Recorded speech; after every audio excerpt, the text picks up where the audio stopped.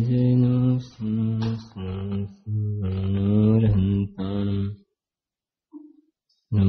सिद्धाणं नारायणं नमो वज्रायणं नमो सर्वसाहं नमो समयसाराय स्वानुभूत्या चकासते चित्स्वभावाय भावाय सर्वभावान्तरच्छिदम् जो विमानवासी हूँ थाय सम्यक दर्शन बिना दुख पाय तहते चय था वर्तन धरे यों परिवर्तन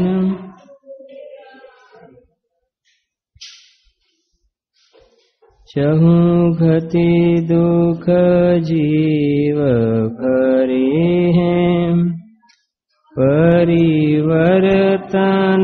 पंच करी हैं सब विधि संसार सारम या में सुख नाही लगा।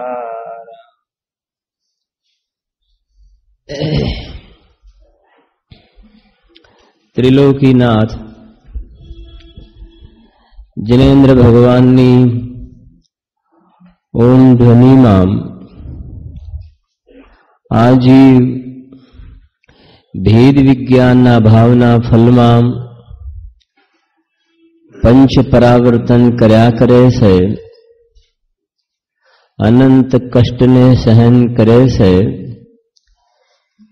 यद्यपि आ जीवनो स्वभाव दुख सहन करवानो छे नहीं। गुरुदेव श्रीना एक बोल में आवे छे आत्मा में एक सुख नामनी शक्ति है। आत्मा में एक सुख नामनी शक्ति है। अभी सुख नामनी शक्ति है ने आत्मा में एना कारणे एमां दुखनो प्रवेश ना थई सके। सुख नामनी शक्ति ना होय तो विचारवानुं रहे।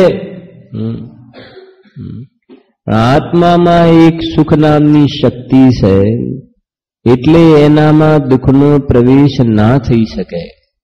पण आ जीव ए सुख नामनी पोतानामां शक्ति है एनो भरोसो करतो नथी અને જેમ કસ્તુરી મૃગ છે એની નાભીમાં કસ્તુરી છે પણ એ શોધે છે ક્યાં? બહારમાં। એમ આ જીવ સ્વભાવથી સુખ સ્વરૂપ છે પણ એ સુખની તલાશ બહાર કરે છે। एक सुंदर बोल वांचवामां आव्यो तो भगवती आराधना में पाछळ छे मोटे भागे के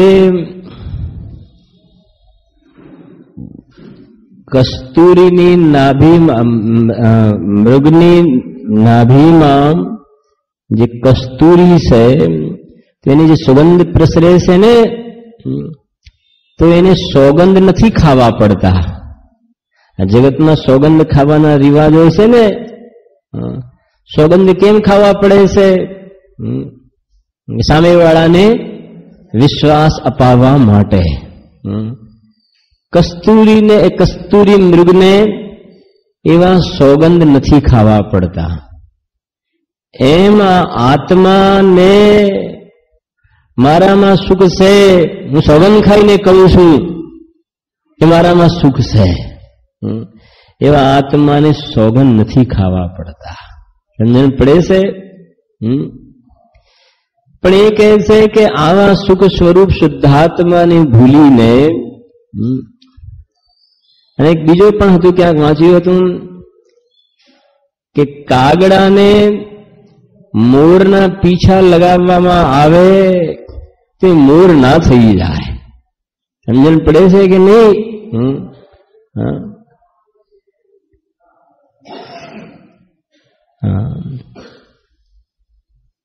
એમ જીવ આ ભોગ સામગ્રીમાં સુખની કલ્પના કરે, એથી કરીને કોઈ ભોગ સામગ્રીમાં સુખની સત્તા સિદ્ધ ના થઈ જાય. સમજણ પડે છે? કસ્તુરી મૃગને સોગંદ ના ખાવા પડે, અને કાગડો મોરના પીછાને ધારણ કરે તો પણ એ મોર ના બને. એમાં આત્મામાં સુખ છે, સોગંદ ના ખાવા પડે. અને 5 ઇન્દ્રિયના ભોગ સામગ્રીમાં સુખ સુખ સુખ, એને સુખના પીછા પહેરાવો તો એથી એમાં સુખનું અસ્તિત્વ સિદ્ધ થતું નથી. કાગડો તો કાગડો જ રહે છે, એમ ભોગ સામગ્રી જડ તો જડ જ રહે છે. જડમાં ક્યારેય સુખ નામનું ગુણ હોય નહીં.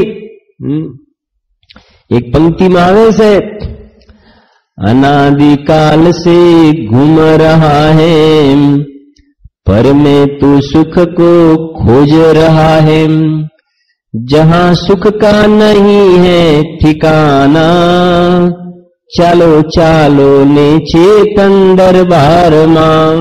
કયા દરબારમાં? ચેતન દરબારમાં. હા, જડના દરબારમાં નહીં. જડના દરબારમાં અનંતકાલ પહેલા કોઈને સુખ મળ્યું નથી, વર્તમાનમાં કોઈને એમાંથી સુખ મળતું નથી, અને ભવિષ્યમાં એવો એક પણ સમય નહીં આવે કે કોઈને જડમાંથી સુખની પ્રાપ્તિ થાય. ગુરુદેવ કહેતા હતા, આજે માનો કાલે માનો, ચાહે અનંત કાલ બાદ માનો. આ પથરા થાંભલો છે એની સાથે માથું અથાડે તેમાંથી લોહી જ નીકળે, બીજું કાંઈ ન થાય. એમ ભોગ સામગ્રીમાં સુખની તલાશ કરે, એનાથી જીવને મોહ રાગ દ્વેષ કશાય ભાવો જ એનું સેવન થાય, દુઃખને પ્રાપ્ત થાય, એને સુખનું વેદન ન થાય. અને એ કહે છે કે જે સવારે ચાલે છે કે ભેદ વિજ્ઞાનનો અભાવ છે, એના ફલમાં જીવ આ પંચ પરાવર્તનના ચક્ર કર્યા કરે છે. તો એમાં આપણે જે જોયું એને 5-1 મિનિટમાં જોઈએ છે, પછી આગળ વધીએ છીએ. કે પહેલા નંબરમાં તો પરાવર્તનના 5 નામ છે. શું નામ છે જયેશભાઈ? 5 પરાવર્તનના નામ: દ્રવ્ય, ક્ષેત્ર, કાલ, ભવ અને ભાવ. 5 પરાવર્તન છે. સૌથી મોટો કાળ કયા પરાવર્તનનો? સૌથી મોટો કાળ ભાવ પરાવર્તનનો. સૌથી નાનો કાળ દ્રવ્ય પરાવર્તન. સૌથી વધારે સંખ્યા દ્રવ્ય પરાવર્તનની, સૌથી ઓછી સંખ્યા ભાવ. ગઈકાલ કરતા આજે ફૂલો જલ્દી આવ્યો, ખ્યાલ આવે છે કે નહીં? એટલે અંદરમાં થોડુંક અંદરમાં ઉતરી ગયું, વ્યવસ્થિત ક્લેરિટી અંદરમાં બેસતું જાય છે. આ જી પંચ પરાવર્તન શેને વશ થઈને કરે છે? મિથ્યાત્વને વશ. સમ્યક દર્શન થયા પછી સંસારનો ઉત્કૃષ્ટ કાળ કેટલો બાકી રહે? કિંચિત ન્યૂન અર્ધ, એનાથી વધારે કાળ બાકી રહે નહીં. એટલે સુધી પરમ દિવસના આપણે કોર્સની અંદર એ વાત થઈ હતી મારા ખ્યાલથી, બરાબર છે? હવે ગઈકાલે જે વાત ચાલી એમાં આપણે પલ્યમાં આવ્યા હતા, બરાબર છે? ત્યાં હતું ને, વર્ષની વાત કરી હતી, બરાબર છે? કે એના પછી કાળની વાત કરી હતી, કાળ, બરાબર છે? વર્ષ પછી પૂર્વાંગ, પૂર્વાંગ પછી પૂર્વ, પૂર્વ પછી 1 કરોડ પૂર્વ, પછી અસંખ્યાત કરોડ પૂર્વ, પછી પલ્ય, પછી સાગર. એટલે સુધી જોયું હતું. પછી એમાંથી વર્ષમાં આપણે આવ્યા કે 84 લાખ વર્ષ બરાબર 1 પૂર્વાંગ, 84 લાખ પૂર્વાંગ બરાબર 1 પૂર્વ, બરાબર ને? 84 લાખ પૂર્વાંગ બરાબર 1 પૂર્વ. હવે એનાથી આગળ તો 1 પૂર્વમાં વર્ષ કેટલા? 1 પૂર્વમાં વર્ષ 70,56,000 કરોડ. 70,56,000 કરોડ વર્ષ શેની અંદર? 1 પૂર્વમાં. 1 પૂર્વમાં 70,56,000 કરોડ વર્ષ, બરાબર? 3 આંકડા હોય તો 1000, 5 હોય તો લાખ, 7 મીંડા આંકડા 7 મીંડા હોય તો કરોડ. બરાબર છે. હવે આપણે જે છેલ્લે જોયું કે 1 કરોડ 70,56,000 કરોડ વર્ષ શેની અંદર? એક પૂર્વમાં 70,56,000 કરોડ વર્ષ. એક પૂર્વ કોનું આયુષ્ય શીખ્યા આપણે? એક પૂર્વ કોનું આયુષ્ય શીખ્યા કે નહીં? એ નથી આવ્યું. એક પૂર્વ વાળી વાત નથી આવી. બરાબર છે ને? હા, એક પૂર્વ નહીં, પણ શેની વાત આવી હતી? 1 કરોડ પૂર્વ. 1 કરોડ પૂર્વ. પણ 1 કરોડ પૂર્વ પહેલા બીજું કંઈક આવ્યું હતું, આદિનાથ ભગવાનની આયુની વાત. બરાબર? તો આદિનાથ ભગવાનની આયુ કેટલી હતી? 1 પૂર્વ, 10 પૂર્વ, 1 લાખ પૂર્વ, 20 લાખ, 84 લાખ પૂર્વ. આદિનાથ ભગવાનની આયુ 84 લાખ પૂર્વ. બરાબર છે. અને 84 લાખ પૂર્વ એના આપણે બનાવવા છે વર્ષ. એના વર્ષ બનાવવા છે. તો 84 લાખ પૂર્વને શેના વડે ગુણ્યા? 70,56,000 કરોડ વર્ષ. તો 70,56,000 કરોડ ગુણ્યા 84 લાખ તો કેટલો જવાબ આવ્યો? 59,27,040 કોડા કોડી. 59,27,040 કોડા કોડી. કોડા કોડીમાં કેટલા મીંડા થઈ ગયા? 14. બરાબર છે ને? કોડા કોડી એટલે 14 મીંડા. 59,27,040 કોડા કોડી વર્ષ. આ ઋષભદેવ ભગવાનની આયુની સ્થિતિ. બરાબર? આયુની સ્થિતિ. કેમ કે 8 ક્રમ છે, દરેક ક્રમની સ્થિતિ અલગ અલગ હોય. આ આયુ ક્રમની સ્થિતિની વાત કરીએ આપણે. એના પછી કોનો નંબર આવ્યો? સિમંદર ભગવાન. સિમંદર ભગવાનની આયુ કેટલી કહી? પૂર્વમાં 1 કરોડ પૂર્વ. તો 1 કરોડ પૂર્વના શું બનાવવા પડશે આપણે? પાછા વર્ષ. બરાબર છે? તો 1 કરોડ અને પૂર્વ. તો પૂર્વના તો કેટલા છે? 70,56,000 કરોડ. એને કેટલા વડે ગુણો? પાછા 1 કરોડ બીજા 7 મીંડા ચડાવો તો કેટલી આયુ થઈ? 70,56,000 કોડા કોડી. 70,56,000 કોડા કોડી વર્ષ. સિમંદર ભગવાનની આયુની સ્થિતિ 70,56,000 કોડા કોડી વર્ષ. બરાબર? ત્યાર પછી આ કર્મભૂમિના મનુષ્ય અને ત્રિયંચની વાત થઈ કે કર્મભૂમિના મનુષ્ય અને ત્રિયંચની ઉત્કૃષ્ટ આયુ 1 કરોડ પૂર્વ હોય છે. 1 કરોડ પૂર્વ. એમાં સૌથી પહેલા ત્રિયંચને લીધા. ત્રિયંચમાં ઉત્કૃષ્ટ આયુષ્ય 1 કરોડ પૂર્વમાં કોનું કહ્યું? મહામત્સ્યનું. જે સ્વયં રમણ સમુદ્રમાં મહામત્સ્ય એનું આયુ ઉત્કૃષ્ટ 1 કરોડ પૂર્વનું જોવામાં આવે છે ત્રિયંચમાં. મનુષ્યમાં વિદેહ ક્ષેત્રની અંદર આ 1 કરોડ પૂર્વનું ઉત્કૃષ્ટ આયુષ્ય જોવામાં આવે છે. પણ એની સાથે એવો એક નિયમ બતાવ્યો કયા જીવો માટે કે એમનું આયુ વિદેહ ક્ષેત્રમાં 1 કરોડ પૂર્વ ફિક્સ જ હોય છે. કોના માટે? જે તીર્થંકરના જે જીવ છે એ દરેક તીર્થંકરના જીવના આયુની સ્થિતિ ફિક્સ હોય છે કે 1 કરોડ પૂર્વનું આયુષ્ય હોય છે. બરાબર? એટલે 70,56,000 કોડા કોડી વર્ષ એટલી એમની આયુની સ્થિતિ ફિક્સ હોય છે તીર્થંકરના જીવ. અચ્છા, બાકી કોણ રહ્યા હવે કર્મભૂમિમાં? 5 ભરત અને 5 ઐરાવત. બરાબર છે? 5 ભરત અને 5 ઐરાવત. એની અંદર ધ્યાન આપ્યું હતું કે નતું? બરાબર. 5 ભરત ને 5 ઐરાવતમાં ક્યારે એનું સેટિંગ કરવાનું? બોલો બોલો નિખિલભાઈ. હા, સરસ. ઉત્સર્પિણીના 3જા કાળના અંતમાં અને અવસર્પિણીના 4થા કાળની શરૂઆતમાં આ પ્રકારે આયુની સ્થિતિ જોવામાં આવે છે. બરાબર? એના પછી આપણે નંબર આવ્યો કોનો? પલ્યનો. પાનું બદલવાનું આપણે હવે. બરાબર છે? પલ્ય લખતા હોય એના માટે. હો, ખ્યાલ આવે છે કે નહીં? હા, સ્કૂલમાં અમારે કોલેજમાં હોય તો છોકરાઓને એમ પણ કહેવાય કે કેમ લખતા નથી, આથી ફુલ્લા પડે છે. અહીંયા તો એવું કહેવાય નહીં ને. હા, અહીંયા જુદી રીતે કહેવું પડે. અહીંયા એમ કહેવું પડે કે ભાઈ મુનિરાજ જેવા મુનિરાજ પણ લખે છે, કુંદ કુંદ આચાર્યએ પણ લખ્યું, અમ્રચંદ્ર આચાર્યએ પણ લખ્યું, જયસેન આચાર્યએ પણ લખ્યું. તું એમનાથી તો મોટો નથી ને કે તને લખવાના ભાવ નથી થતા. આજે તો આંગળીઓ મળી છે, પેન નોટ અહીંયાથી આપવામાં આવે છે, પણ તને લખવાના નહીં. મને યાદ રહી જાય છે, યાદ રહી જાય છે, પણ આ અહીંયા જે લખવું યાદ તો બધાને રહે છે. અહીંયા કોઈ યાદ શક્તિ ઓછાવાળા તો છે નહીં. હા, પણ લખો એની અંદર જે ઉપયોગ ને કોન્સન્ટ્રેટ થાય છે એમાં ને એમાં ફરક છે. તમે લખ્યું હશે, ઘરે જઈને નોટ જોશો, એનો નિમિત્ત નૈમિતિક સંબંધ છે. ખ્યાલ આવે છે? તો લખવું જોઈએ ભાઈ. બરાબર? જો સાંભળો આગળ. એ હું કહેવાય છે જગતમાં, મને આ બધી વાત એક ફાડું રોગ કહેવાય છે. ફાડું રોગ મને આ વસ્તુ તૈયાર કરવી છે, લખો પાછું ફાડો, ભૂલ પડી, પાછું ફરી લખો કે ભૂલ પડી, ફરી લખો, ફરી. એવો રોગ લાગુ પડે ને તો આ વાત અંદરમાં બરાબર ઉતરતી જાય. સમજણ પડે છે? જો આ હિસાબ કિતાબમાં તો ભૂલ પડે તો બરાબર આ ફરી લખો, ફરી જરા કેલ્ક્યુલેશન કરો, ડિલીટ કરો, ફરી લખો, ફરી લખો, કરો છો ને? અચ્છા, કેટલે સુધી થયું? આપણે પલ્લે સુધી થયું. બરાબર? પલ્યના કેટલા પ્રકાર?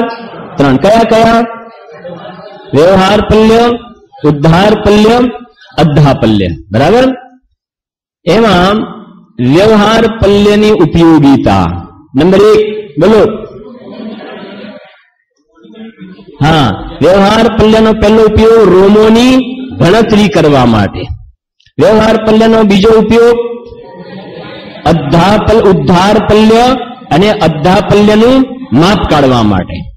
વ્યવહાર પલ્યનો ત્રીજો ઉપયોગ કે એ બે સિવાય વ્યવહાર પલ્યનો બીજો કોઈ ઉપયોગ છે નહીં. ક્લિયર? હવે આપણે કયું પલ્ય આવ્યું? ઉદ્ધાર પલ્ય. ઉદ્ધાર પલ્યનો ઉપયોગ મધ્યલોકના દ્વીપ અને સમુદ્રની ગણતરી કરવા માટે. એ સિવાયનો બીજો કોઈ ઉપયોગ નહીં. હવે બાકી કયું રહ્યું? અદ્ધા પલ્ય. અદ્ધા પલ્યનો ઉપયોગ શેના માટે? હા, ચારે ગતિના જીવોની આયુની સ્થિતિ અને બીજી કર્મની સ્થિતિ. આયુની સ્થિતિ અને કર્મની સ્થિતિ.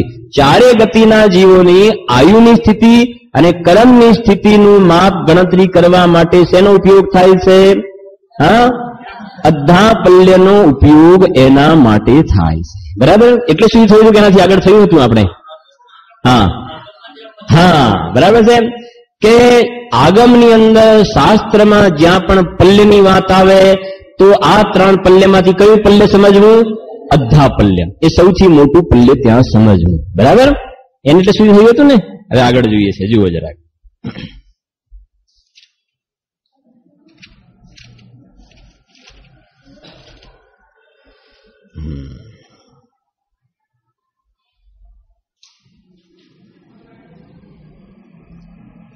હવે લખો એની નીચે, પલ્યમાં નીચે લખો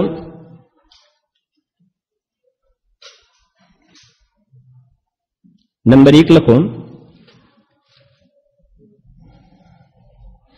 વ્યવહાર પલ્યથી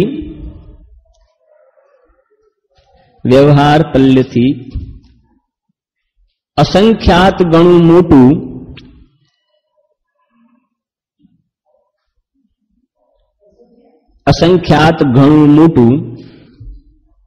ઉદ્ધાર પલ્ય હોય છે.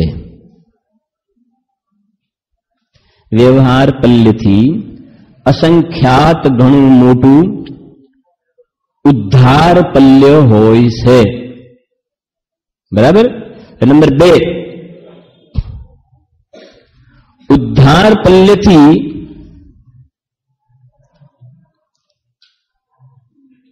અસંખ્યાત ઘણું મોટું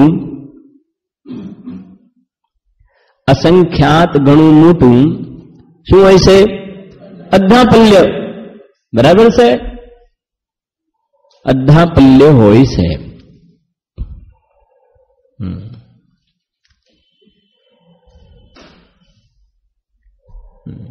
શું લખ્યું? વાંચો છો ભાઈ? હા, શું લખ્યું? શું પેલું? સરસ. વ્યવહાર પલ્યથી અસંખ્યાત ગણું મોટું શું હોય છે? ઉદ્ધાર પલ્ય. બીજા શબ્દોમાં કહીએ તો એને આ રીતે તમે વિચારી શકો કે ઉદ્ધાર પલ્ય બરાબર શું થાય? ઉદ્ધાર પલ્ય બરાબર વ્યવહાર પલ્ય ગુણ્યા અસંખ્યાત. બીજી રીતે તમને સરળ રીતે કહું કે અસંખ્યાત વ્યવહાર પલ્ય બરાબર એક ઉદ્ધાર પલ્ય. સૌથી નાનું પલ્ય કયું? વ્યવહાર પલ્ય. એને તમે અસંખ્યાત વડે ગુણો. હવે આમ ચાલો ના 3 છે ને, પેલું કયું? વ્યવહાર પલ્ય. એને અસંખ્યાત વડે મલ્ટીપ્લાય કરો તો તમને શું મળે? ઉદ્ધાર પલ્ય. ઉદ્ધાર પલ્ય મળ્યું, એને અસંખ્યાત વડે મલ્ટીપ્લાય કરો તો તમને શું મળી જાય? અદ્ધા પલ્ય. ખ્યાલ આવે છે? તો વ્યવહાર પલ્ય ગુણ્યા અસંખ્યાત એટલે અસંખ્યાત વ્યવહાર પલ્ય બરાબર એક ઉદ્ધાર પલ્ય. એવા આ ઉદ્ધાર પલ્ય મળ્યા, એ ઉદ્ધાર પલ્યને અસંખ્યાત વડે ગુણો એટલે અસંખ્યાત ઉદ્ધાર પલ્ય બરાબર એક અદ્ધા પલ્ય. એટલે અદ્ધા પલ્ય મોટું માપ છે. એટલે જે ચારે ગતિના જીવોની આયુ અને કર્મની સ્થિતિનું માપ કાઢવામાં આવે છે ને, એ સૌથી મોટું પલ્ય છે. એ આપણા જ્ઞાનમાં વસ્તુ રહેવી જોઈએ, નાનું નહીં, મોટું માપ કામમાં લાગશે ત્યાં આગળ. બરાબર. હવે જે વારે ઘડીએ અસંખ્યાત શબ્દ આવે છે ને, એની ચર્ચા જયારે આપણે ડિટેલમાં આવશે ત્યારે તો કરીશું આપણે. ખાલી તમને એટલું કહું, સંખ્યાત પછી અસંખ્યાત અને ત્રીજું છે અનંત. સંખ્યાત કરતા અસંખ્યાત ઘણું, સંખ્યાત કરતા અસંખ્યાતની કિંમત ઘણી વધારે છે અને એના કરતા અનંતની કિંમત ઘણી વધારે છે. એટલું સમજવું અત્યારે હાલ પૂરતું. બરાબર. સંક્ષિપ્તમાં એક લીટીમાં કહું કે મતિ શ્રુત જ્ઞાનનો જ્યાં સુધી વિષય બને છે સંખ્યાત, એનો વિષય નથી બનતો, પછી એ આગળ જે બને છે એ અવધિ જ્ઞાનનો વિષય બને છે. અને અવધિ જ્ઞાનનો વિષય બન્યો ને એ અસંખ્યાતમાં ગયું, અને અવધિ જ્ઞાનનો વિષય પણ જે નથી બનતો એનાથી આગળ જવું પડે છે એ અનંતમાં ગયું. જ્ઞાન વડે એનું માપ કાઢવામાં આવે છે આ ત્રણનું. પણ તમે હાલ એટલું યાદ રાખો, કેમ કે પ્રકરણ આવશે ત્યારે એની ચર્ચા કરીશું આપણે. બરાબર. તો સંખ્યાત પછી શું આવ્યું? અસંખ્યાત અને અનંત. તો અત્યારે આપણે જે જોઈ રહ્યા એમાં વ્યવહાર પલ્યને શેના વડે ગુણો? અસંખ્યાત વડે. તો શું મળે? ઉદ્ધાર પલ્ય. ઉદ્ધાર પલ્યને અસંખ્યાત વડે ગુણીએ તો અદ્ધા પલ્ય મળે. બરાબર. આટલે સુધી હવે આગળ વધીએ છીએ.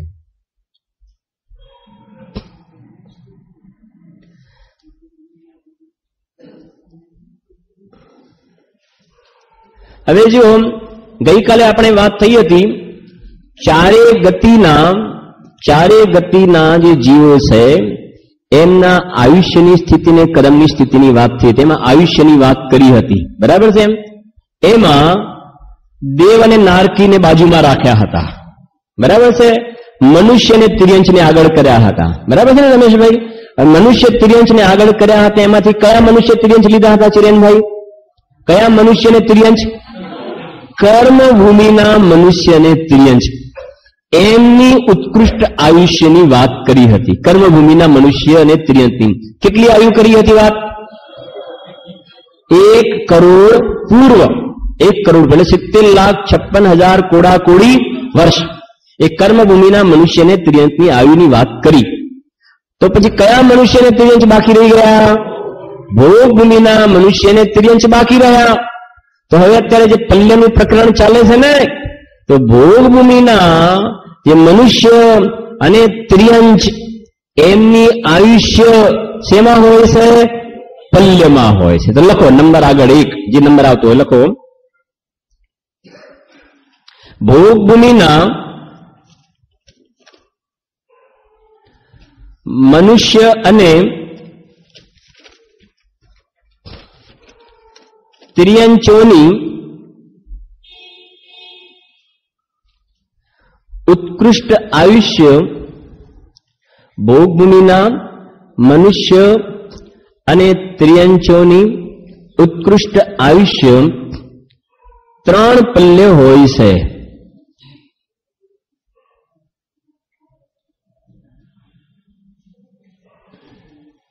બરાબર. ખ્યાલ આવ્યું ને? કર્મભૂમિના મનુષ્ય તિર્યંતની ઉત્કૃષ્ટ આયુષ્ય કેટલી? 1 કરોડ પૂર્વ. અને ભોગભૂમિના મનુષ્ય તિર્યંતની કેટલી? 3 પલ્ય ઉત્કૃષ્ટ આયુષ્ય હોય છે. હવે નંબર એની નીચે લખો જે નંબર આવતો હોય. ABCD કે 1 2 3 લખતા હોય નીચે લખો. દેવીઓની સ્વર્ગમાં દેવની દેવાંગનાઓ હોય ને, એ દેવીઓની ઉત્કૃષ્ટ આયુષ્ય પલ્યમાં હોય છે. એટલે પલ્યની જરૂર ક્યાં પડે? પલ્ય. ફરીથી, દેવીઓની ઉત્કૃષ્ટ આયુષ્ય પલ્યમાં હોય છે. બરાબર? એટલે આની અંદર કેટલું કવર થઈ ગયું? બરાબર છે. મનુષ્ય પેલા ભોગભૂમિના મનુષ્ય તિર્યંશ બાકી રહી ગયા હતા ને, એ આવી ગયા પલ્યની અંદર. અને સ્વર્ગ અને નરક બે હતા, એમાંથી દેવીઓ આવીને ઉત્કૃષ્ટ આયુષ્યની વાત કરી છે. આપણે જગન્યની છોડો, જગન્યની આપણે વાત ખોલી જ નહીં. જગન્ય એટલે એકદમ બોટમ વાળું આયુષ્ય, ઓછામાં ઓછું. આ બધી ઉત્કૃષ્ટ આયુષ્યની વાત ચાલે છે. તો દેવીઓની ઉત્કૃષ્ટ આયુષ્ય કેટલી? 3 ઉત્કૃષ્ટ આયુષ્ય પલ્યમાં. ભોગભૂમિના મનુષ્ય તિર્યની ઉત્કૃષ્ટ આયુષ્ય ફિક્સ કેટલી? 3 પલ્ય. બરાબર છે. દેવીઓની ઉત્કૃષ્ટ આયુષ્ય હશે, આની અંદર હું જોઈને કહીશ, પણ પલ્યમાં. અત્યારે એટલું યાદ રાખો, દેવીઓની ઉત્કૃષ્ટ આયુષ્ય પલ્યમાં. હવે નરકમાં આ તો સ્વર્ગના દેવોની દેવાંગનાની વાત થઈ, પણ નારકીઓની જે પત્ની છે એમની ઉત્કૃષ્ટ આયુષ્ય કેટલી? બોલો. નારકીઓની પત્નીઓનું ઉત્કૃષ્ટ આયુષ્ય કેટલું? નારકીઓની શેની પત્ની વળી? ત્યાં તો બંડા ખાવાના છે. શેની પત્ની ને શેનું શું વળી? ત્યાં ના હોય એ બધું. એટલે અહીંયા દેવીઓનું ઉત્કૃષ્ટ આયુષ્ય લખ્યું. નારકીઓની તો હજુ ફાઇલ ખોલી નથી. કેમ કે નારકીની ફાઇલ ખોલવા માટે તો સાગરની પાસે જવું પડશે.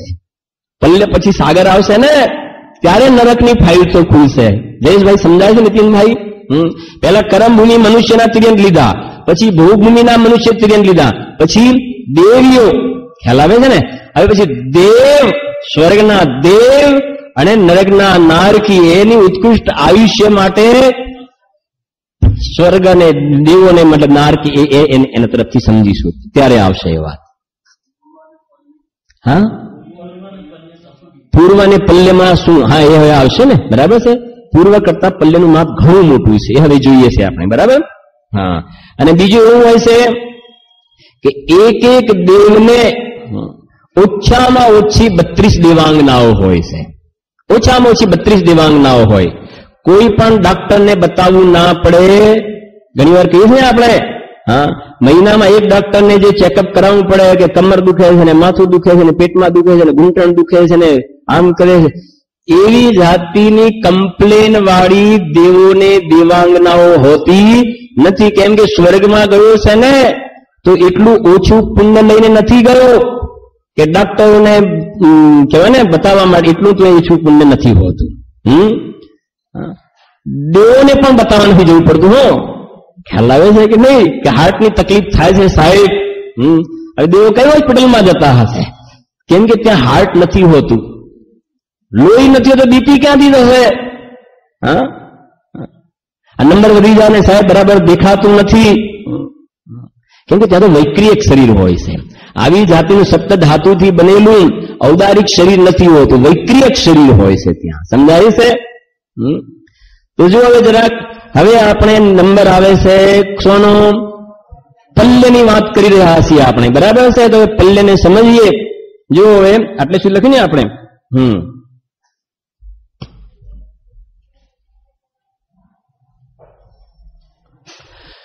તો જો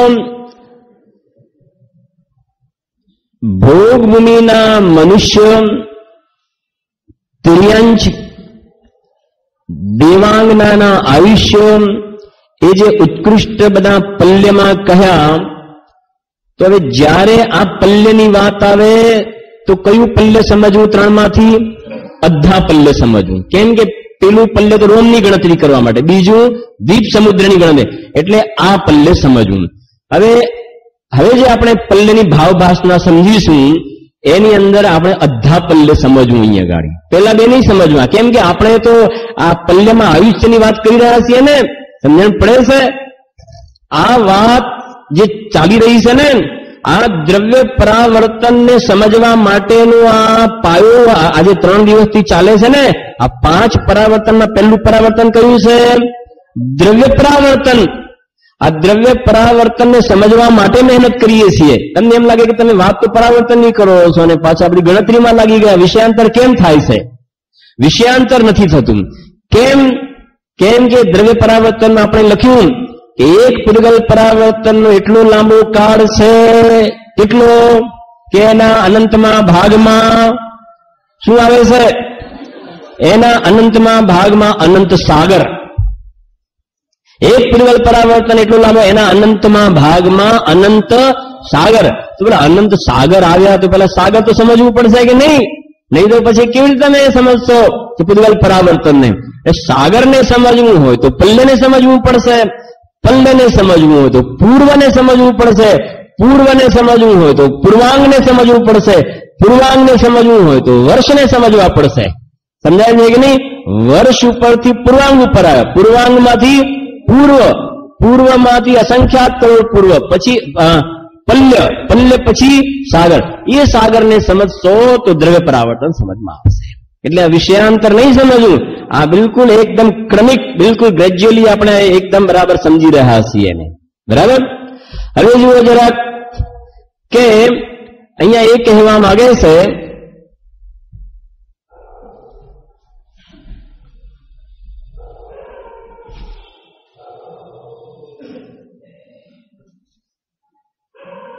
આપણે આ જોયું હતું અહીંયા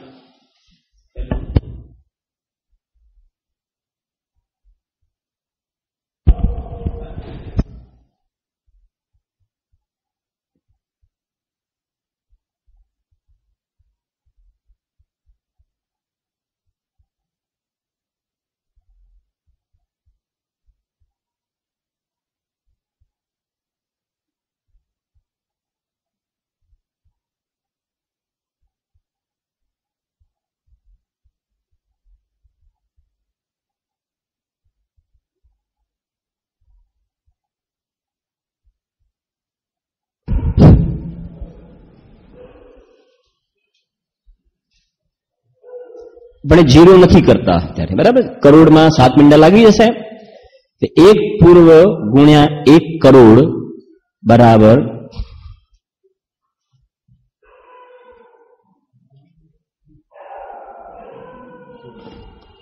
1 કરોડ પૂર્વ. આ તો ક્લિયર ને? 1 પૂર્વ એને શેના વડે ગુણ્યા? 1 કરોડ વડે ગુણ્યા તો 1 કરોડ પૂર્વ. આ આયુષ્ય કોનું છે?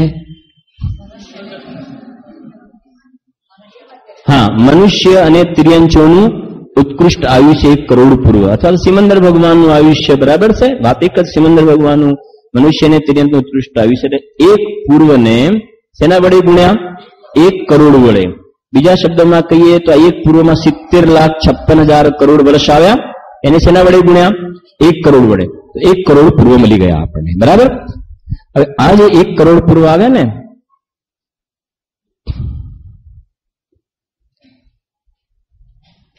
એક કરોડ પૂર્વ ગુણ્યા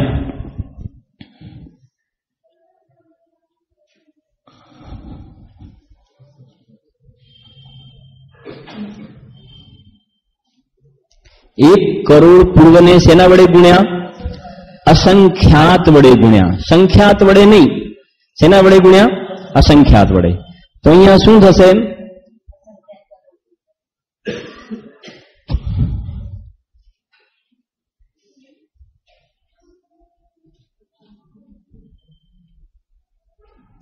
અસંખ્યાત કરોડ પૂર્વ.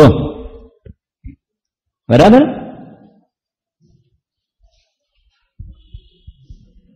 આ કેટલા છે? લખાઈ ગયું ને? આ લખાઈ ગયું એટલું? આ કેટલા પૂર્વ છે?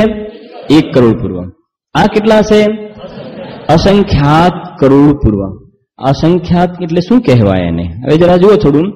આ 1 કરોડ પૂર્વ છે ને, એકની જગ્યાએ આપણે એમ સમજીએ કે 100 કરોડ પૂર્વ, અથવા એમ સમજો કે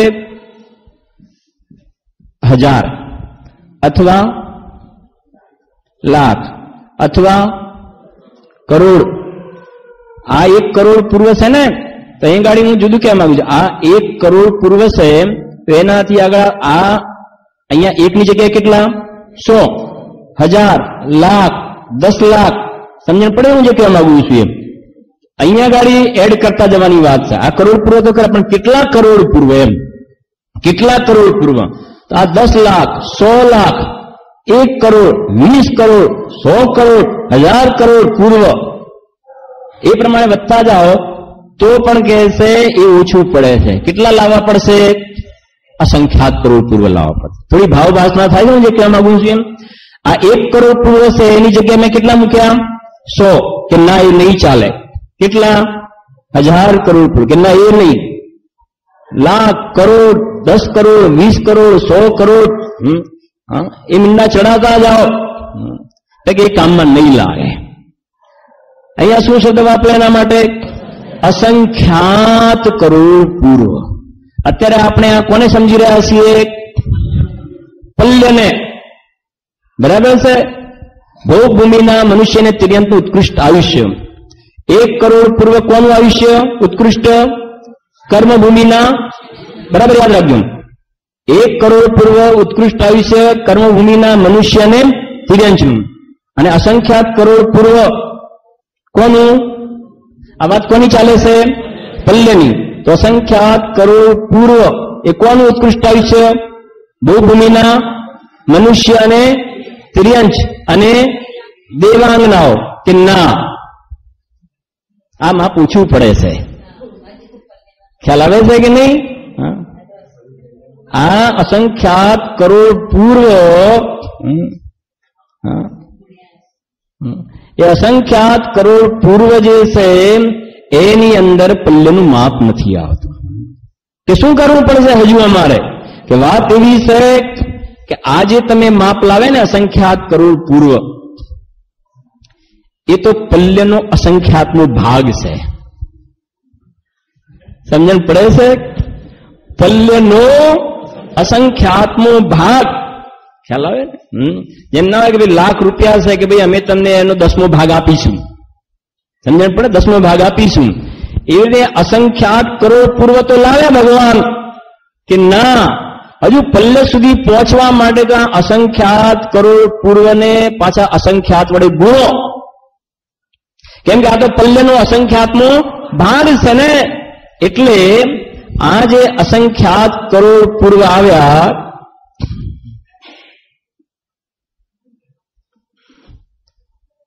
અસંખ્યાત કરોડ પૂર્વ, એને કેટલા વડે ગુણો? અસંખ્યાત વડે ગુણો.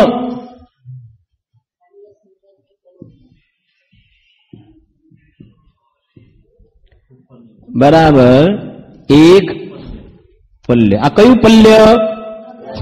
અદ્દા પલ્ય. અદ્દા પલ્ય જા. બરાબર? પેલા બેને તો ભૂલી જવાના છે હમણાં. તો અસંખ્યાત કરોડ પૂર્વ ગુણ્યા અસંખ્યાત એટલે બરાબર 1 પલ્ય થાય છે. બરાબર? તો હવે વિચાર કરો કે વર્ષ કેટલા થયા આની અંદર? પૂર્વે આપણા આટલા લાંબા આયુષ્ય આપણે ભોગવ્યા છે કે નહીં ભોગવ્યા હોય?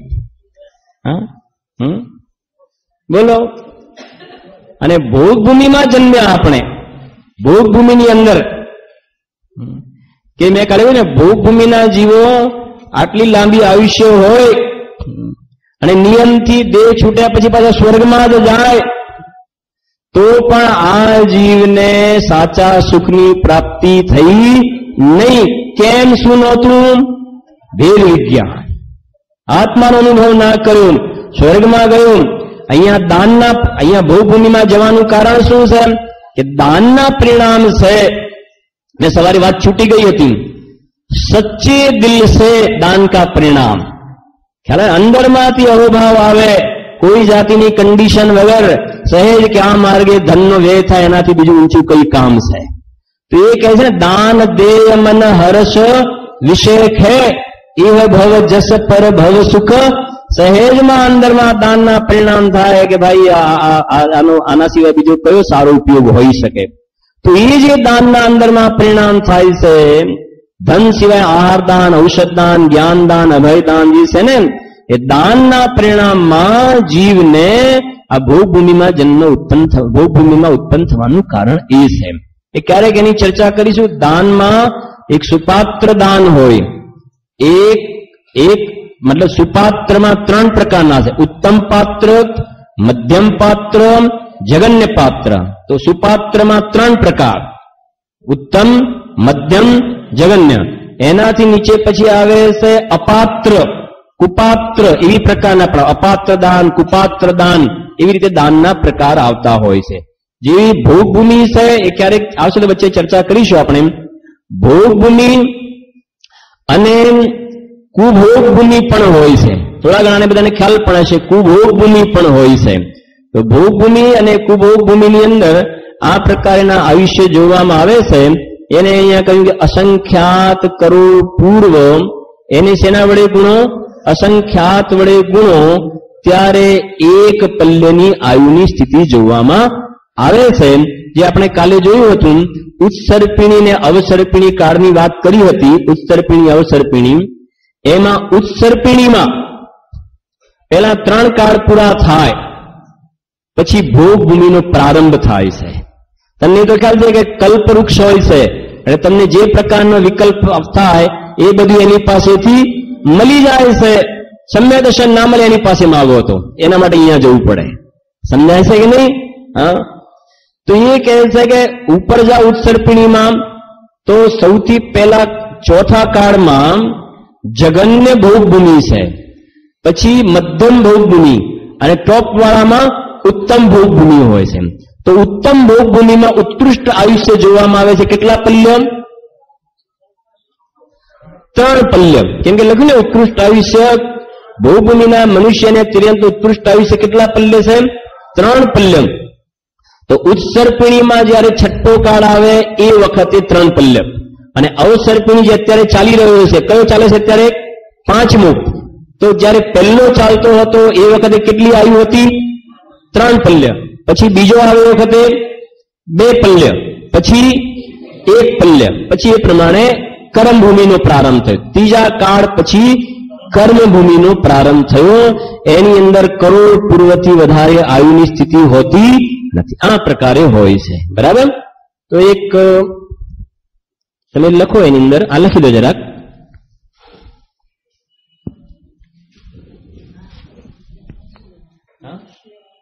શું?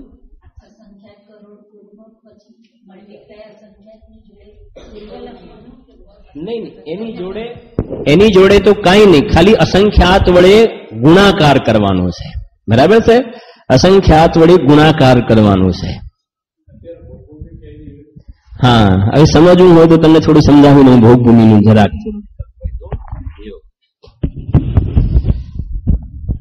જો ભોગભૂમિમાં કેવું છે કે અહીંયા બોર્ડ ઉપર કરવું પડશે તો તમને ખ્યાલ આવશે થોડો.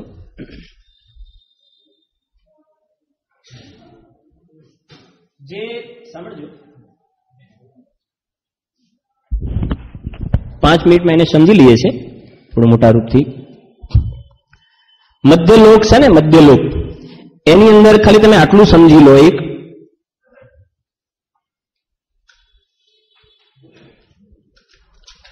આ થઈ ગયો આપણો સુમેરુ પર્વત, અને આને આપણે સમજી લઈએ છે, આ છે માનુષોત્તર પર્વત, અડી દ્વીપ સુધીનો. બરાબર છે? માનુષોત્તર પર્વત, ઢાઈ દ્વીપ, 1, 2 ને 3 આપણે બધામાં અત્યારે જતા અડી દ્વીપ. બરાબર છે? માનુષોત્તર પર્વત, એની બહાર મનુષ્ય જઈ શકે નહીં. આ 45 લાખ યોજનનું માપ છે. બરાબર? આટલે સુધી. હવે આ અડી દ્વીપની બહાર, આ અડી દ્વીપની અંદર છે કર્મભૂમિ. એમાં કર્મભૂમિ ને ભોગભૂમિ મિક્સ છે, એ પછી સમજીશું. પણ હવે અડી દ્વીપની બહાર આવો તો પછી અસંખ્યાત દ્વીપ સમુદ્ર, દ્વીપ સમુદ્ર, દ્વીપ સમુદ્ર, દ્વીપ સમુદ્ર, જેની ગણતરી કરવા માટે ઉદ્ધાર પલ્ય પાસે જવું પડશે આપણે. તો દ્વીપ સમુદ્ર છે ને, એમાં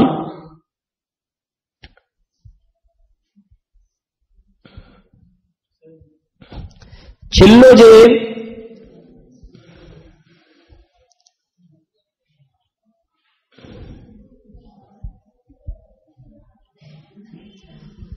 આ છે સ્વયંભૂ રમણ સમુદ્ર. સ્વયંભૂ રમણ સમુદ્ર. બરાબર? અહીંયા કર્મભૂમિ છે. કર્મભૂમિ સ્વયંભૂ રમણ સમુદ્રની આગળ એક દ્વીપ છે.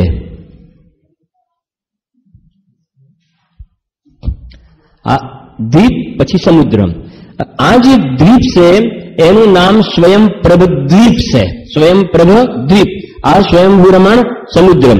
આ સ્વયંપ્રભ દ્વીપ છે એની વચ્ચે એક પર્વત છે. પાછો એક પર્વત છે અહીંયા,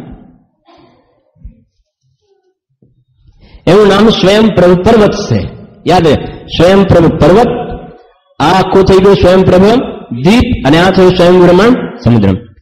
અહીંયાથી શરૂ કરી અને આ જે આ માનુષોત્તર પર્વત કહ્યું ને અડધું, બરાબર છે, પુષ્કરાર દ્વીપનું અડધું અહીંયાથી શરૂ કરી અને આ સ્વયંપ્રભ દ્વીપનો જે વચ્ચેનો આ સ્વયંપ્રભ પર્વત છે, અહીંયા બધે જગન્ય ભોગભૂમિ છે. કઈ ભોગભૂમિ છે? જગન્ય ભોગભૂમિ છે. અચ્છા, હવે તો હું શું કરું કહું? હવે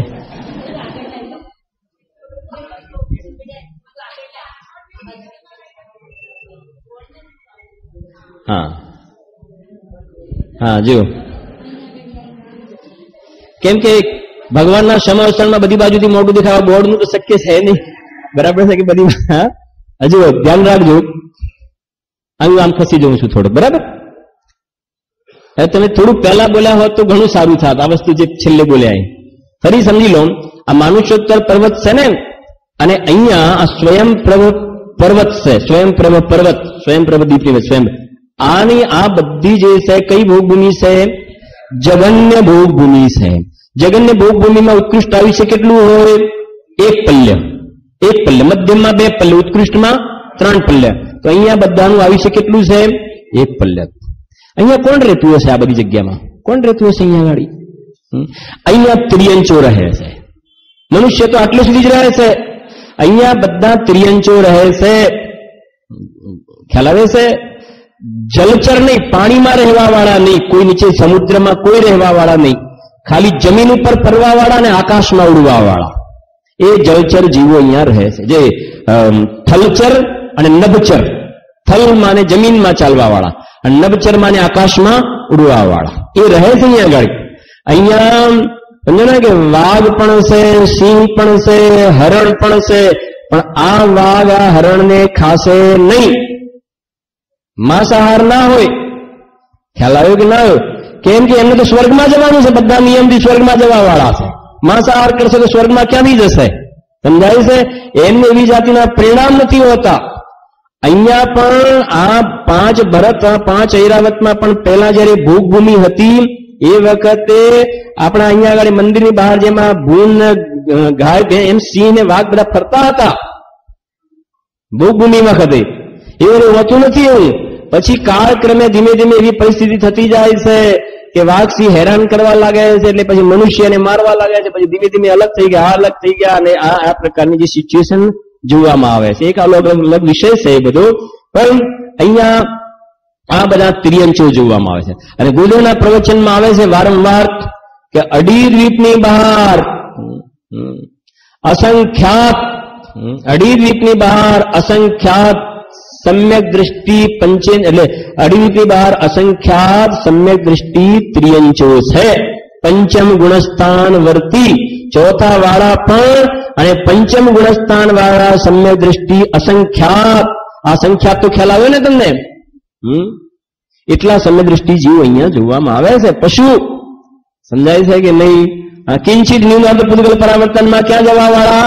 મોક્ષે જવા વાળા. અને અહીંયા છે કરમભૂમિ છે આ, કે જ્યાં મહામત્સ્ય ને તંદુલ મત્સ્ય ને જે જોવામાં આવે છે ને એ અહીંયા છે.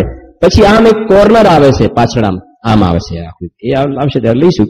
અહીંયા પણ કરમભૂમિ હોય છે, અહીંયા પણ એ પ્રમાણે છે. બરાબર? આ થોડુંક આટલું સમજો અત્યારે, તો પછી જયારે ડિટેલમાં તો ઘણું સમજાવીશું. પછી આ 5 ભરત ને 5 ઐરાવતમાં પણ હોય છે, જયારે ઉત્સર્પિણી અવસર્પિણી કાર્ડનું હોય ત્યારે, પણ અહીંયા રેગ્યુલર હોય છે. અને આ જે કહ્યું ને, ખાલી જંબુદ્વીપ બતાવું તમને. આ જે જંબુદ્વીપ એની અંદર જે 2, 3, 4, 5, 6, 7 ક્ષેત્ર કહે ને, 1, 2, 3, 4, 5, 6 ને 7. તો એમાં આ નીચેનું છે ભરત ક્ષેત્ર અને આ કયું છે ઐરાવત. બાકીના 1, 2, 3 અને 4 આ વચ્ચેનું વિદેય ક્ષેત્ર છોડો તો આ ને આ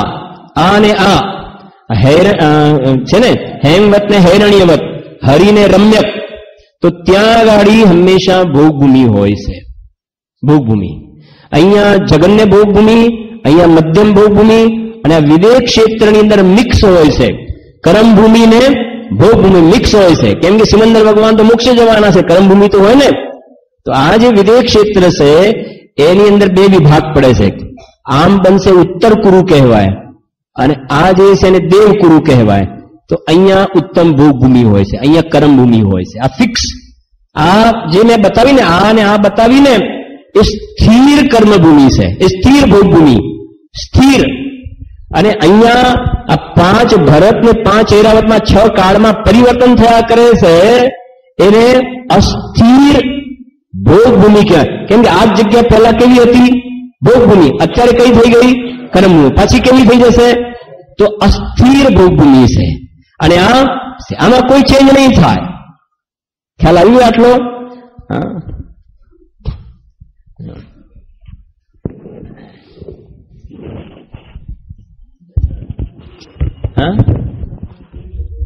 હા, તત્વ સૂત્રમાં છે, બરાબર છે, જોજો તમે, એની અંદર પણ છે, બધું છે શાસ્ત્રમાં. ક્યાંય જોવું પડે, થોડું સ્વાધ્યાય કરવું પડે ભાઈ. હા, વિદેય ક્ષેત્રની, હા, વિદેય ક્ષેત્રની સ્થિર, હા, વિદેય ક્ષેત્રમાં કર્મભૂમિ છે, સ્થિર છે. વિદેય ક્ષેત્રમાં સ્વયંભૂ રમણ સમુદ્રમાં ખ્યાલ આવે છે કે નહીં, એ સ્વયં પ્રભ દ્વીપ ને એ જે છે ત્યાં સ્થિર છે એમ. હવે જુઓ, તો આ થયું ને આપણે અસંખ્યાત કરોડ પૂર્વ ગુણ્યા અસંખ્યાત, એના બરાબર શું થઈ ગયું? 1 પલ્લ થયું. બરાબર. હવે આગળ વધીએ છીએ.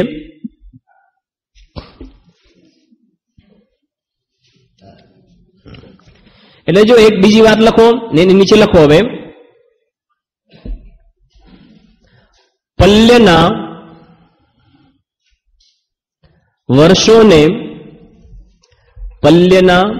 વર્ષોને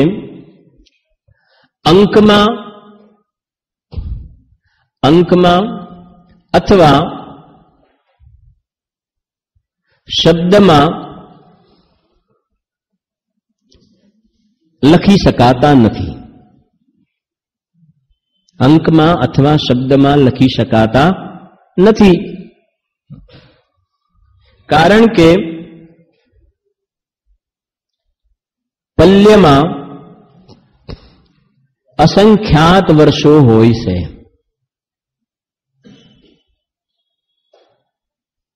અસંખ્યાત વર્ષો હોય છે. કાલે મેં જોયું હતું મોબાઈલની અંદર બધા 000 આંકડા જોયા હતા ને, કોઈ અહીંયા પણ બતાવ્યું હતું. હવે જેટલા 0 આવ્યા ત્યાં સુધી મને વાંધો નથી, પણ આજે મને આ પણ બતાવો, જો આ સંખ્યાત વાળું છે ને આગળ વધીને એમાં આવે છે કે નહીં, સમજાય છે કે નહીં? હા, એક લિમિટેશન છે. ખ્યાલ આવે છે કે આ વર્તમાન જે ટેકનોલોજી કહેવાય કરે, આવી ઇન્ટરનેટ આવી ગયું અને સર્ચ કરીને મને આ બતાવો, આ કિંમતો ક્યાં બતાવે છે કોઈ જગ્યાએ, અને સર્ચ કરીને મને આ શું કહેવાય ઇન્ટરનેટ બધું શોધી કાઢે ને. હા, તમે અંદર શું કહો છો તમે એને? હા, એની અંદર ગૂગલમાં આમ લખો તમે કે ભાઈ ઉત્તમ ભૂમિ અને સ્વયંભૂ રમણ સમુદ્ર કરીને નાખો અંદરમાં. હા, તે તો કઈ કોઈ દરિયાનું નામ સ્વયંભૂ રમણ સમુદ્ર એ બતાવે છે. આ થોડું બતાવે છે સ્વયંભૂ રમણ સમુદ્ર? સમજાય છે? નહીં બતાવે. શું બતાવે? અરે એ જંબુદ્વીપ સુમેરુ પર્વત નાખો તો એને સુમેરુ પર્વતની કોઈ રચના કરી હશે ને આટલામાં કે એ સુમેરુ પર્વત બતાવે છે. એ થોડો સુમેરુ પર્વત પેલો બતાવે છે? નહીં બતાવે. હા, કાંઈ નથી. આ તો જે જૈન શાસન જે છે એ તો અદભુત છે ભાઈ. હા, જેવું ભગવાન કહે છે તું ત્યાં સર્ચ કરે છે, અહીંયા સર્ચ કરને. હા, ઉપયોગ દ્વારા અહીંયા સર્ચ કર, અને અહીંયા સર્ચ કરીશ તો આ બધું આપોઆપ ઝલકવા લાગશે. કાંઈ સર્ચ નથી મળતું તો જરા સર્ચ કરો, બધું મળી જશે અહીંયા ગાડી. કાંઈ સર્ચ નહીં કરવું પડે પછી. જો હા, હવે આપણે પહોંચીએ છીએ સાગર પાસે. બરાબર? સાગર પાસે સાગર નામની કોઈ વસ્તુ નથી પલ્લે, કે ભાઈ પલ્લે પાસે પલ્લે એવી કોઈ વસ્તુ નથી. તો એક આપણી ટોન છે કહેવાનું, પછી આવશે એટલે ખબર પડશે. હવે લોકો નવું પાનું કાઢો. સાગર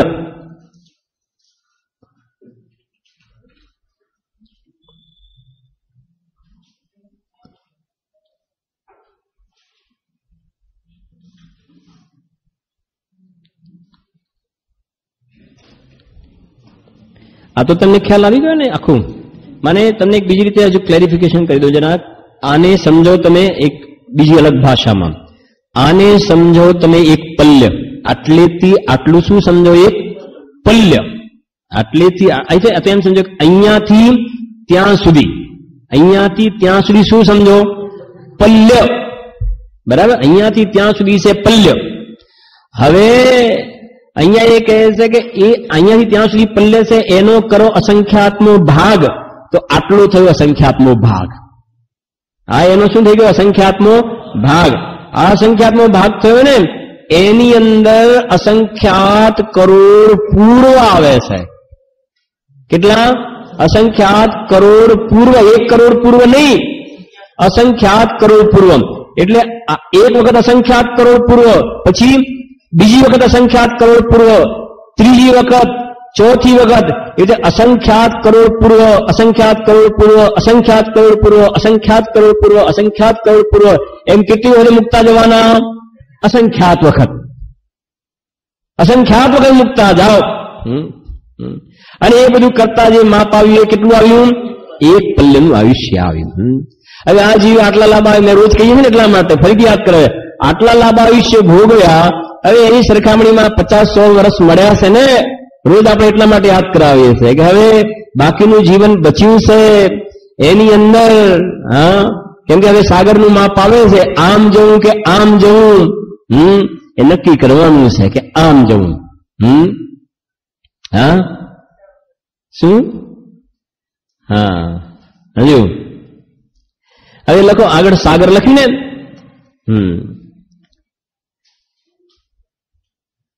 લખો સાગર બરાબર, અથવા એમાં લખો એક સાગરમાં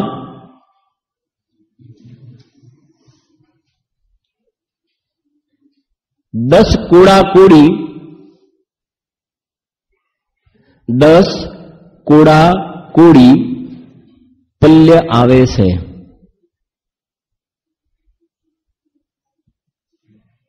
બરાબર, એની નીચે બીજી રીતે લખો રિવર્સમાં, 10 કોડા-કોડી પલ્ય, 10 કોડા-કોડી પલ્ય બરાબર 1 સાગર. બોર્ડ ઉપર કોઈ 10 કોડા-કોડી લખીને બતાવશે મને? બહુ સરળ છે ને. બોર્ડ ઉપર કોણ લખીને બતાવશે? 10 કોડા-કોડી.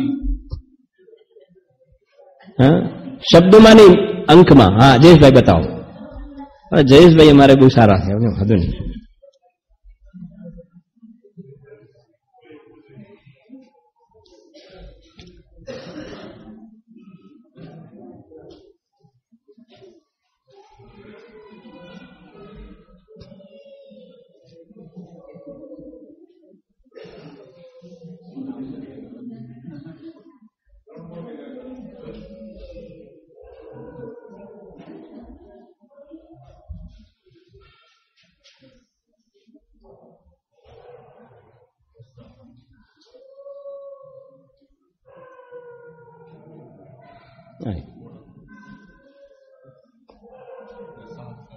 ફાઇન, સરસ સરસ.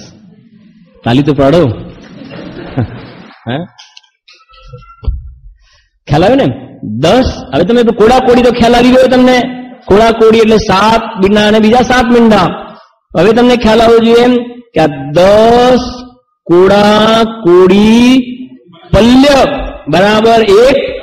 હવે કઈક આમ આમ ધરાગી ઊંઘી ના જતા વિચાર કરજો કે એક પલ્યના, સાંભળજો હવે, એક પલ્યના અસંખ્યાતમાં ભાગમાં તો અસંખ્યાત કરોડ પૂર્વ આવ્યા. ફરી એક પલ્યના અસંખ્યાતમાં ભાગમાં તો અસંખ્યાત કરોડ પૂર્વ આવ્યા.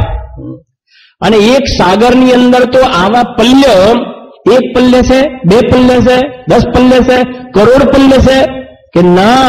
કરોડ નહીં, કોડા કોડી કે એક કોડા કોડી નહીં, કેટલા? 10 કોડા કોડી પલ્ય. 10 કોડા કોડી પલ્ય બરાબર શું થાય છે? એક સાગર. કલ્પના કરો. આ પંચ પરાવર્તનમાં બધું આટલા લાંબા આયુષ્ય પણ જીવે ભોગવ્યા છે. રોજ એટલા માટે કહ્યું ને, જગતની અંદર આ વાત કહેવા જાઓ તો કોઈ માનશે નહીં, અને કે આવું હોતું હશે. આ બધું દેખાય દેખ શકતે છે.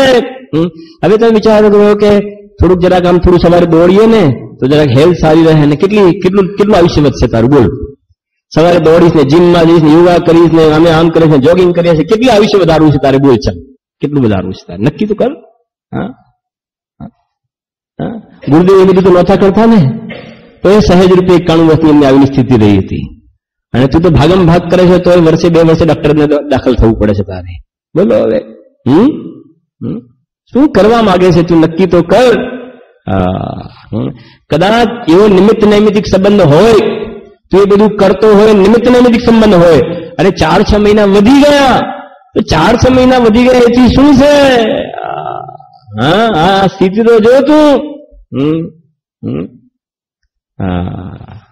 જો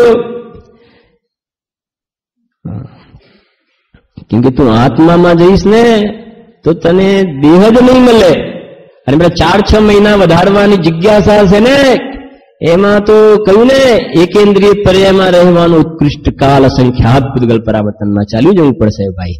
કેમ કે દેહ પ્રત્યે આગળ આવશે, દેહ પ્રત્યેના એવા અલગ અલગ પ્રકારના ભાવ કરવા પડે છે. વારંવાર વસ્ત્ર બદલવાના પરિણામ, એના ફલમાં જીવને વારંવાર દેહ બદલવા પડે છે ભાઈ. એ છે સ્થિતિ. અંતર્મુહૂર્તમાં 66,336 કે પ્રમાણે ગણતરી આવે છે. જો લખ્યું ને તમે, 10 કોડા, એક પૂરું કરીએ છીએ 5 મિનિટ. 10 કોડા કોડી પલ્યનો એક સાગર હોય છે, બરાબર? હવે લખો એની અંદર,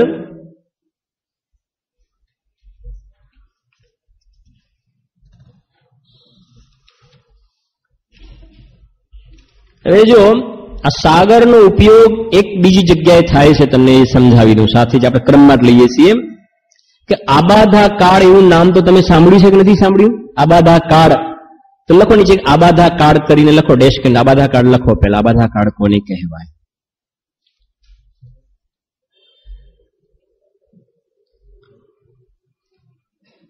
લખો એમાં, બંધાયા પછી પણ,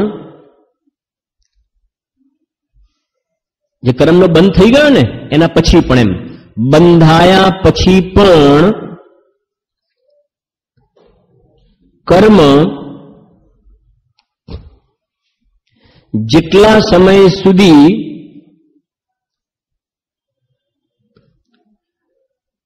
બાધા ન પહોંચાડે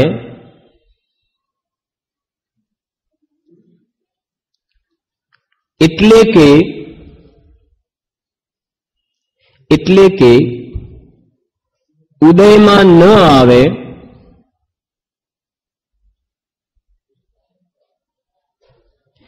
તેટલો સમય તેનો આબાધા કાળ કહેવાય છે. તેટલો સમય તેનો કયો કાળ કહેવાય છે? આબાધા કાળ. એટલે અહીંયા શું કહેવાય છે? બંધાયું નથી એની વાત નથી કરતા, કેમ કે જે બંધાયું નથી એ તો બાધા પહોંચાડવાનું નથી. પણ બંધાયા, જે બંધાયું છે ને એ બંધાયું હોવા છતાં પણ જેટલા સમય સુધી એ ઉદયમાં ન આવે, એટલે સત્તામાં પડ્યું રહે, સત્તા ઉદયમાં ન આવે, એટલે કે બાધા ન પહોંચાડે, એને શું કહેવામાં આવે છે? આબાધા કાળ કહેવામાં આવે છે. અને દરેક કર્મનો આવો આબાધા કાળ નક્કી હોય છે. અને એનો નિયમ શું છે કે એક કોડા કોડી સાગર, એક કોડા કોડી વર્ષ ભૂલી જાઓ. હવે આવે છે એના ઉપર આપણે સાગરમાં, હવે પૈસાદાર થઈ ગયા, આપણે પૈસા વધી ગયા, ખ્યાલ આવે છે કે નહીં? વર્ષોમાંથી સાગર તરફ પહોંચ્યા આપણે. તો એક કોડા કોડી સાગરમાં લખાવું છું, એક કોડા કોડી સાગરની સ્થિતિ હોય ને તેનો નિયમ છે કે 100 વર્ષનો આબાધા કાળ હોય. આબાધા કાળ કેટલો હોય? 100 વર્ષનો. તો લખો એની અંદર તમે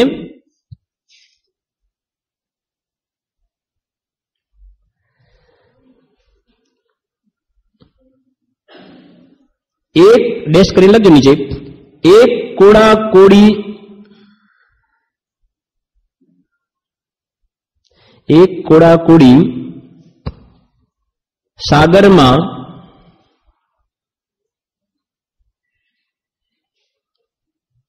100 વર્ષનો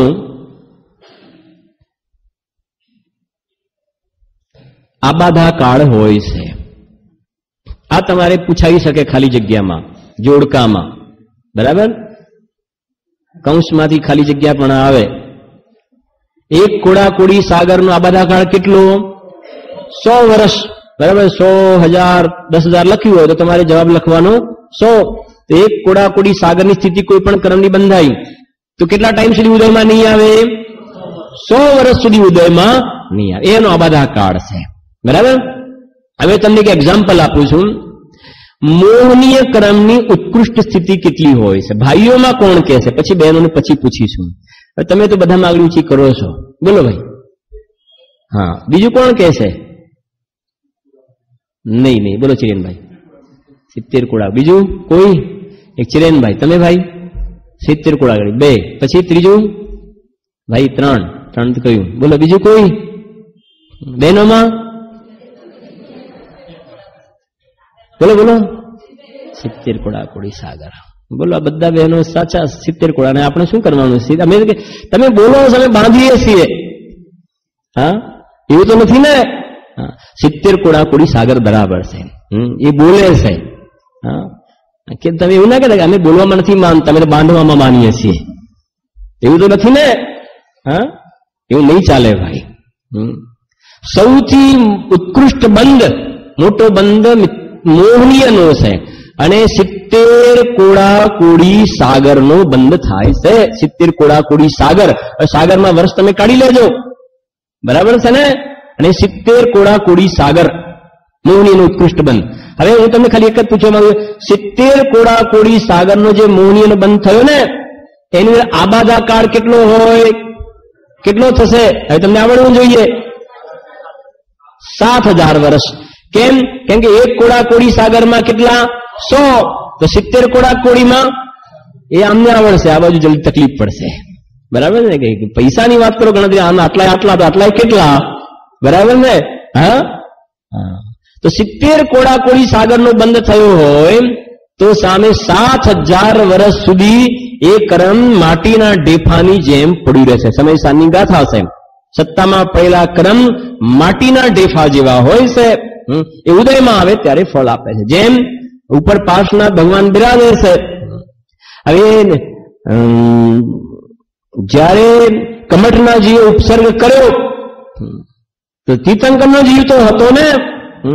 કમઠના જીવે જયારે ઉપસર્ગ કર્યો એ વખતે એ જીવને તીર્થંકર પ્રકૃતિ સત્તામાં પડેલી હતી.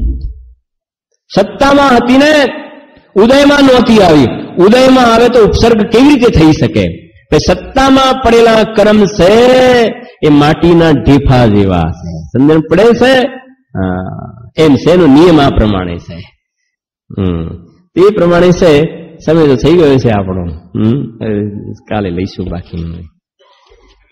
હા, એમાં મોક્ષમાર્ગ પ્રકાશકમાં ટેબલ આપી છે. કયું પાનું છે? 31 પાનું. 31 પાનું છે. અને મોક્ષમાર્ગ પ્રકાશક તો દરેકના ઘરે હશે જ, બરાબર છે? એટલે ઘરે જઈને જોજો, દરેકની સ્થિતિ બતાવી છે. તમે મને કાલે આબાધા કાળ દરેકનું કહેજો, બરાબર છે?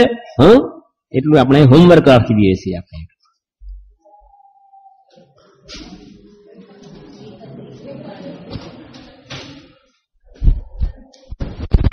કાલે આપણે સાગરનું માપ અને પલ્ય અને પછી મોટે ભાગે કદાચ હશે તો આપણે પેલું અર્ધ દ્રવ્ય પરાવર્તનમાં પ્રવેશ કરીશું. આપણે સાચી